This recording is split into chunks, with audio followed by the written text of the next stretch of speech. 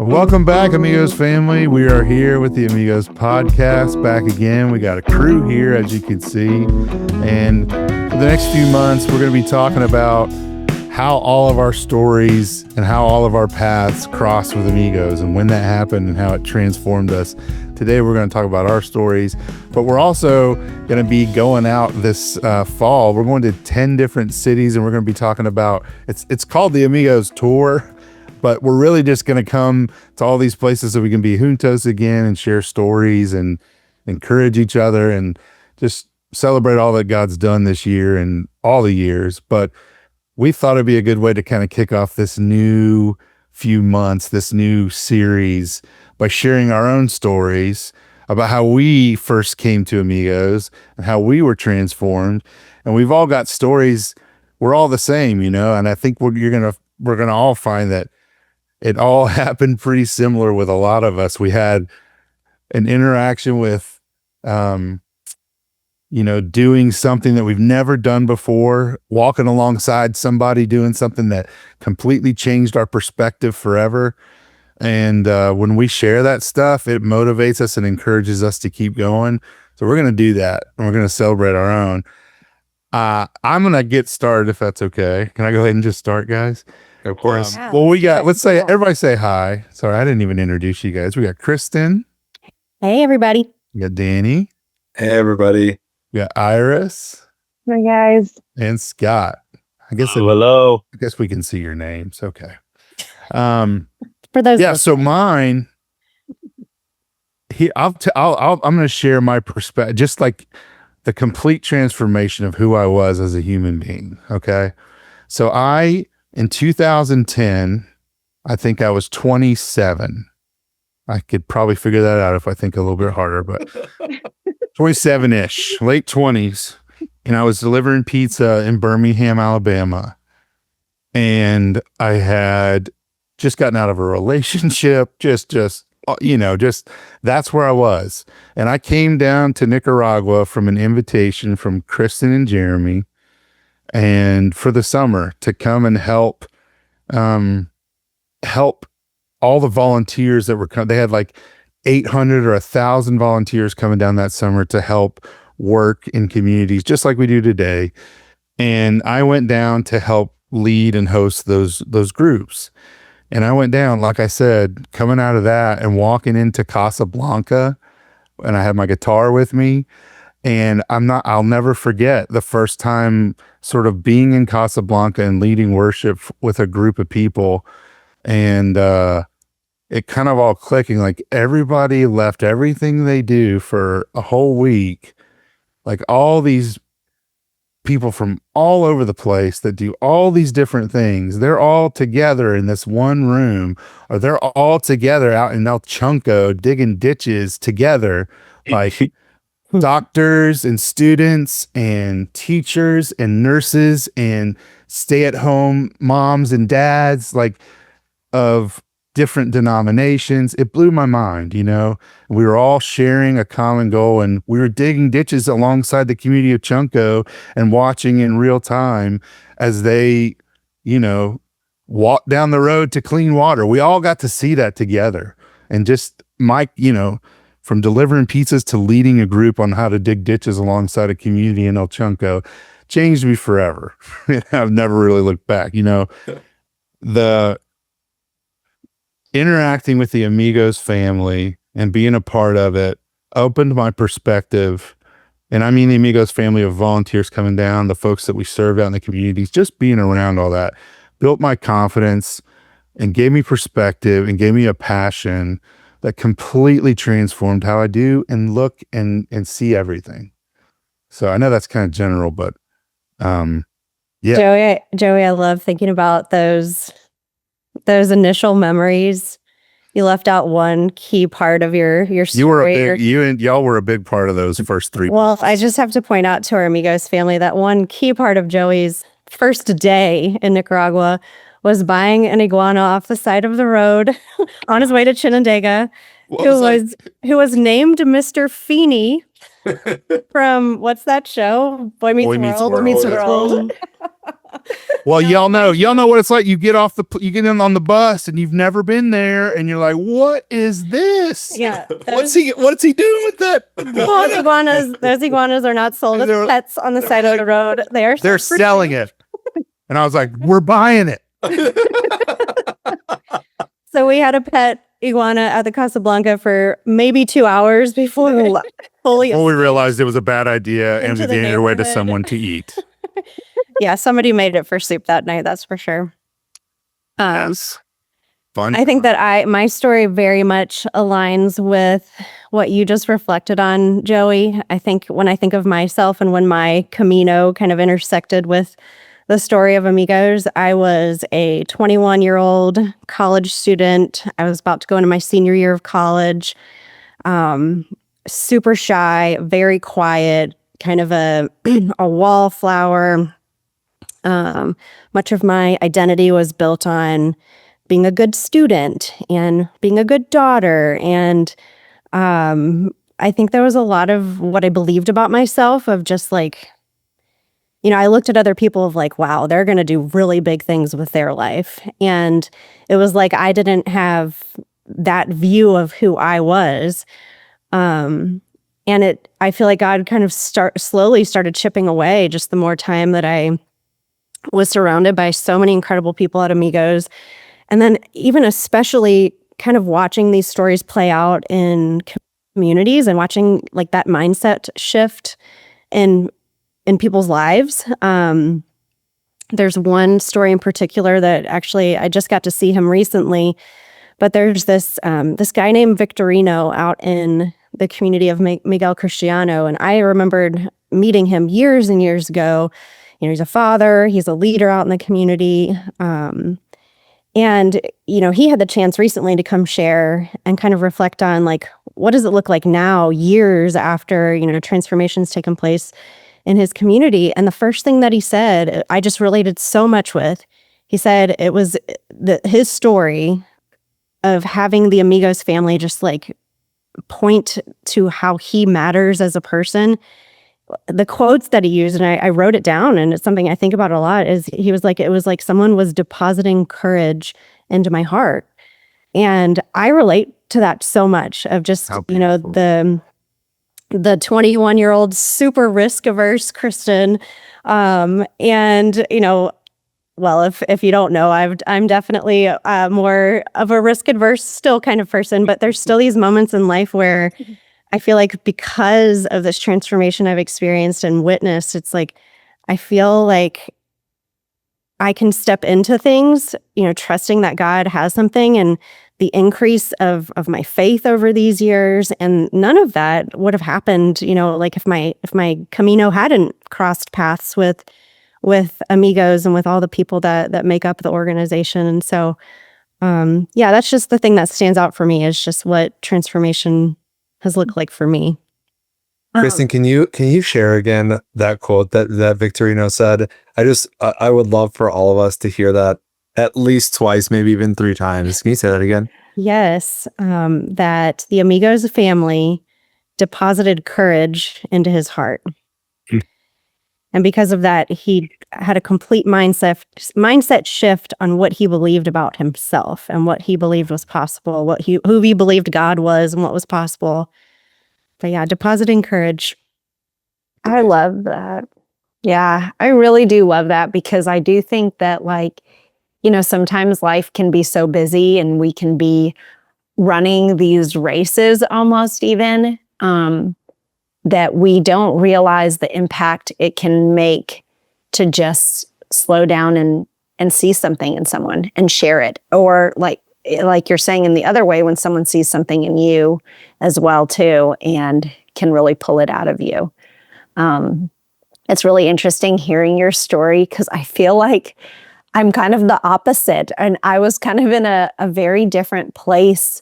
But I think that whenever I think honestly, sometimes whether we're seeking it or not, I think God is always pursuing us and always pursuing growth in us. And I think whenever we encounter him, we do kind of, wherever we're at, we experience some kind of transformation. So my story is that I encountered Amigos. It was honestly, I think it was almost 2 weeks after I graduated from college. And I was a very driven, very high achieving, like, I've got my life under control and I know what I want to do type of personality. And God, I feel like, really kind of started to work in my life when I was in college, which is kind of what led me down the path towards Amigos. But I was the type of college kid that I knew I loved languages and cultures. My mom's from Vietnam and my dad's from Argentina, so I was always exposed to it. And I remember probably my freshman or sophomore year of college, my life goal was, I don't care if I'm living penny to penny, but I am going to travel everywhere. I'm going to try all the different food. I'm going to learn all the languages. Like, I just wanted to be all over the world. And I feel like that's where, it's funny. I don't think I fully knew what I was stepping into, but I feel like that's when God kind of stepped into my life and started to put on my heart this idea of being a missionary. And so it was after I graduated from college, my parents had planned a trip down to Nicaragua for our whole family. And I had actually deferred a year. I was supposed to go out to the Middle East and keep studying Arabic, and I had deferred a year hoping to do some kind of mission work. So it was kind of funny. I go down to Amigos, down there for 3 weeks with my family. I had my summer free, so I asked, will you keep me for the summer? And then that was at the end of the summer was when, John had talked to me about the opportunity to stay down there. And it's kind of interesting. I feel like for a personality like mine, who I like to know what I'm doing, I like to be in control of what I'm doing, I feel like it was God's first invitation to trust him. He said, here's an opportunity. Would you take a step out and trust me? And so I did end up going down to Nicaragua. And it was interesting when we're talking about life transformation. For me, I feel like I can't say that I've been transformed. I would say I'm being transformed, because I do feel like I feel like one of the main lessons that God taught me in my time with Amigos, he continues to teach me, which is really this lesson of trusting him. And I think it looked really different throughout my time at Amigos. I think when I first moved down there, I was one of the first Americans living down there. And the trust that came with, I remember the first time I tried driving in Chinandega. And I honestly remember that moment of being behind the wheel. And I was like, okay, I can go straight and stay on the Pan American Highway, which I feel, it's straight road I feel good with, or I can take this left and go into downtown Chinandega. And I was like, just do it. I remember taking the left and downtown there could be a stop sign or no stop sign, but there's still a stop there, you kind of have to know. And I was like, okay, do the best you can. And so it took a lot of trusting him stepping in, but I would also say it also took a lot of trust when I felt like God was calling me back to the States as well. So I think for me, my journey with Amigos has just been this one of trust. It has been trust, like I said, driving. It's been trust of okay, you have to pray in Spanish. You have never done this before. Mm-hmm. All right, here we go. Or, you are going to lead the groups in this devotional, or we are going to, whatever it may be. I think there are always these moments of trust. And there's one last story that I do want to kind of tell. It's something that I feel like God gifts us. And I've learned this through Amigos, but I feel like God gifts us this when we are taking those steps of trust, even though they're hard and we kind of don't know what we're doing. And it's kind of an odd story, but it's always stuck with me with Amigos. I remember this was back when we used to do Materio Selecto, and which is this combination of volcanic rock and dirt. And I remember, I was just gonna say, if anybody doesn't know what that is, you don't want to know. Yeah. I know. Well, this was back in the day where we would drive out to the rock quarries with the truck, and we'd have to fill buckets. We shovel this volcanic rock dirt into buckets to then fill into the truck. And there was a crane that was sometimes out there, and we were always like, oh, would that crane be there? But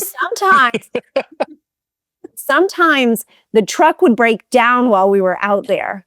And I remember one time being stuck out there, and I was like, this is bad. Here we are. This is not good. Like, we can't go anywhere. We're in a rock quarry. We got a bunch of people here. And you're responsible for them. Yeah. Fortunately, this story I had John there with me, but I learned something that I did end up using when I was responsible for people out there, which I remember in that moment, John set up some kind of relay race with the stuff that was out there. It was like, all right, we're going to run. We're going to circle around this bucket. We're going to throw this rock into this other bucket. And honestly, it was fun. And it was amazing how when we serve, when we trust him, when things are hard, I feel like he does give us these moments that are good and rich and honestly fun. And I feel like that kind of is who God is. That's one of the things I've learned in Amigos. I think it continues on. I think many of our listeners, I know you guys probably have stories of these moments where it was like, and we just did not know what we were going to do. But we ended up laughing in it, And so I think for me, when I think about kind of the transformation that has happened, that's happening, those are some of the stories that come to mind. So I think you used a bunch of trigger words for me, material selecto being one. Yeah.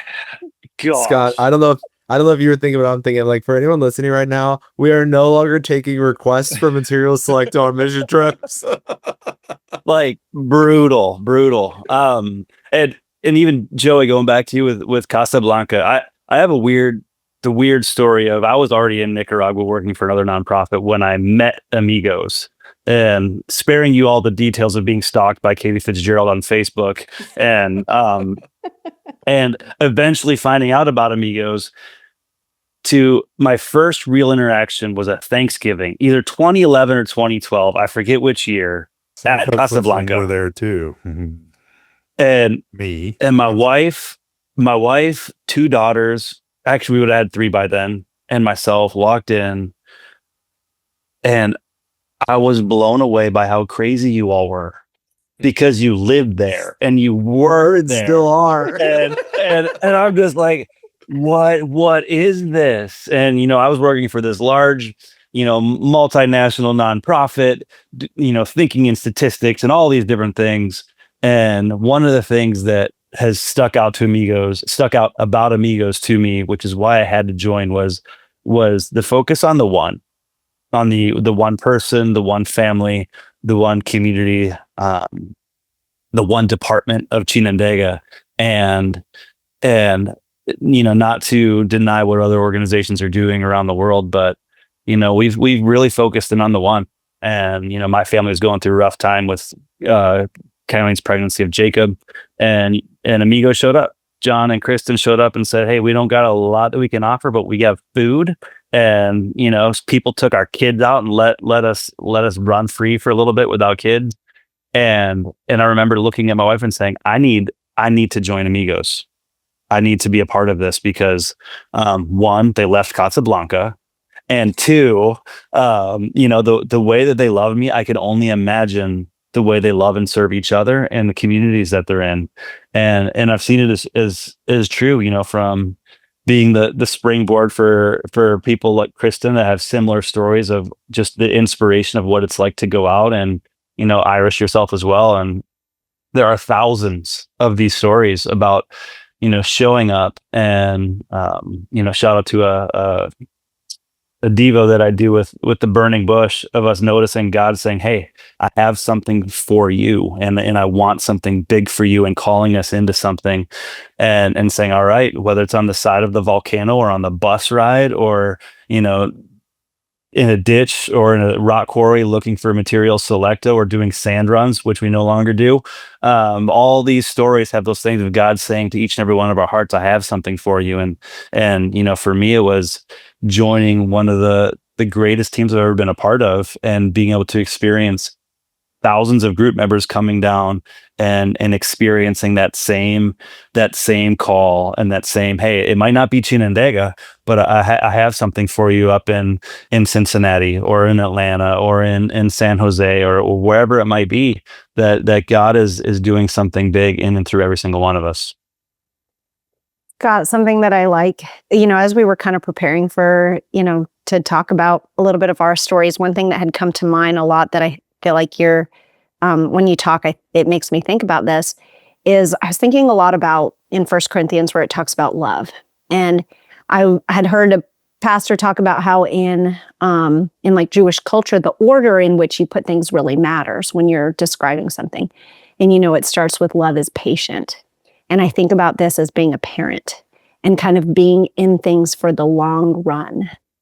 And when you think about being things in something for the long run, you have to start with patience. Like it's, another translation is long suffering, this idea that you're going to go through things over a long period of time. And when you're talking about Amigos kind of being involved with the one, or, just being in this one location, for example, I feel like that's one thing that when we're talking about transformation, that it's changing me. It's making me think, when I want to get out of something, it's like, no, okay, I've seen as an organization how Amigos is currently walking the long road with people.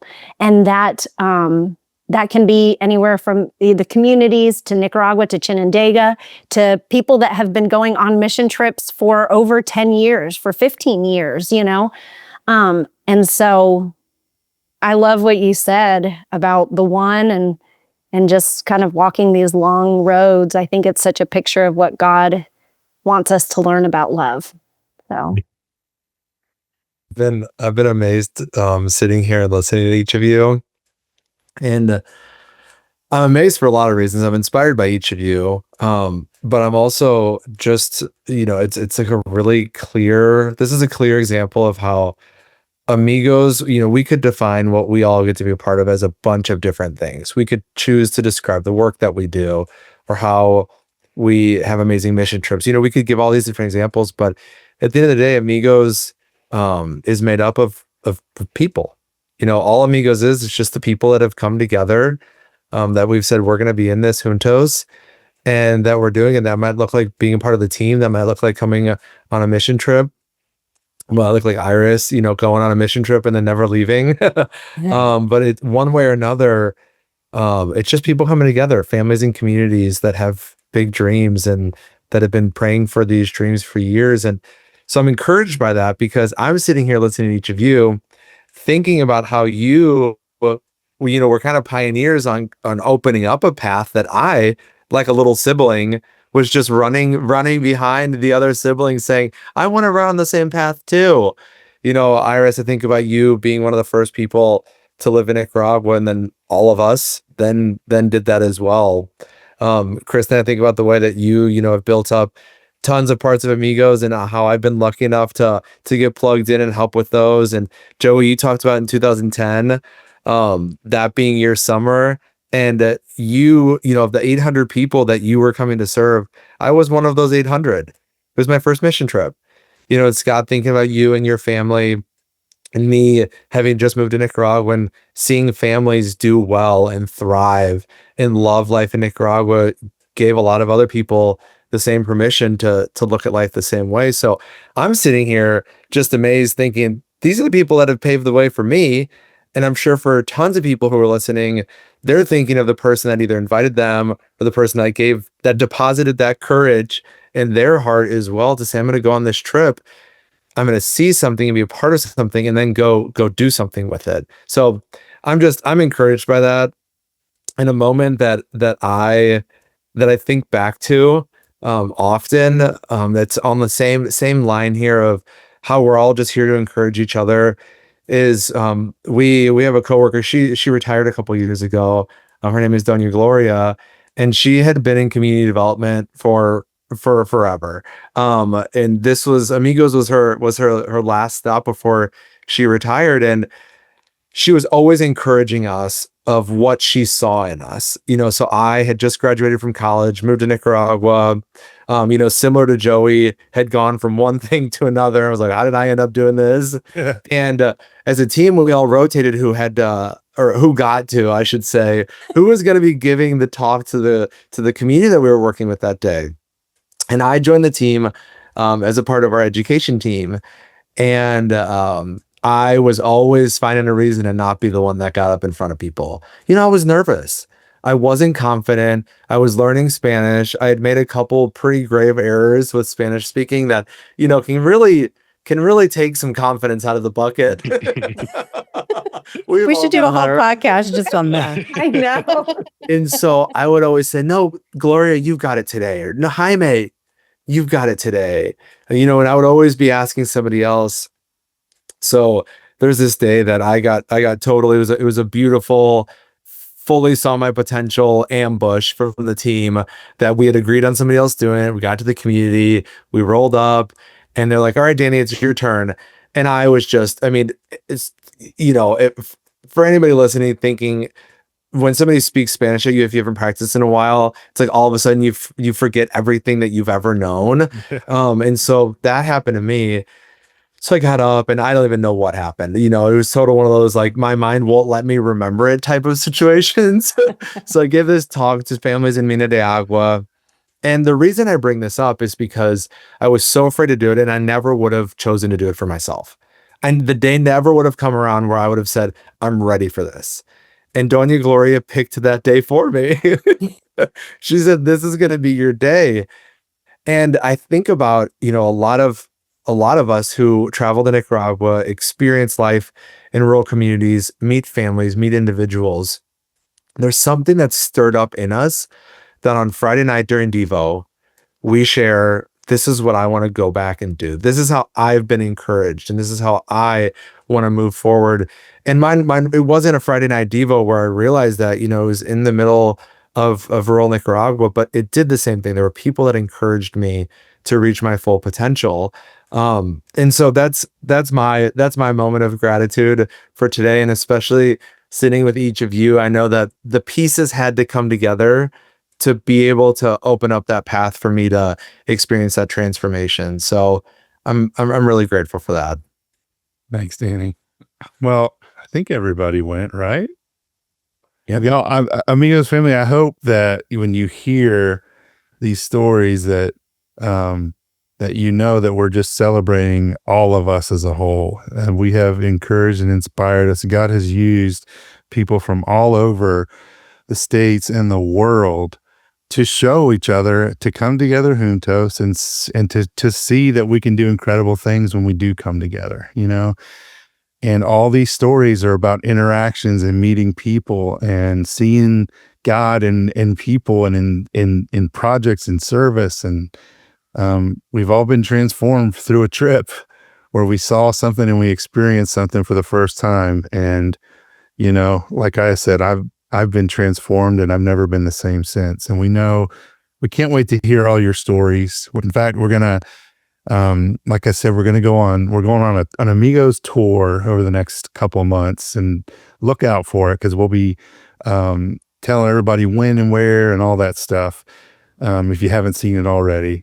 But we can't wait to come to your city and be juntos there and have some time to share our stories and to laugh and to hear your story. And we're going to have people on from each city that we're going to, some of the cities, and you get to hear from them. And this is, and then go there with our team and meet up and have a big Devo together, it just be together, juntos, and celebrate all that God's doing. So look out for that. We can't wait to hear your stories. And Amigos family, stay tuned, the next couple months as we're gonna bring people on.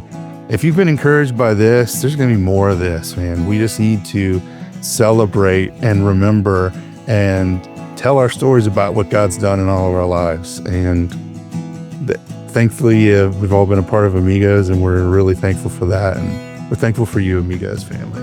I love you guys, and we will see you very soon on the road. Adios. Adios. Amigos family.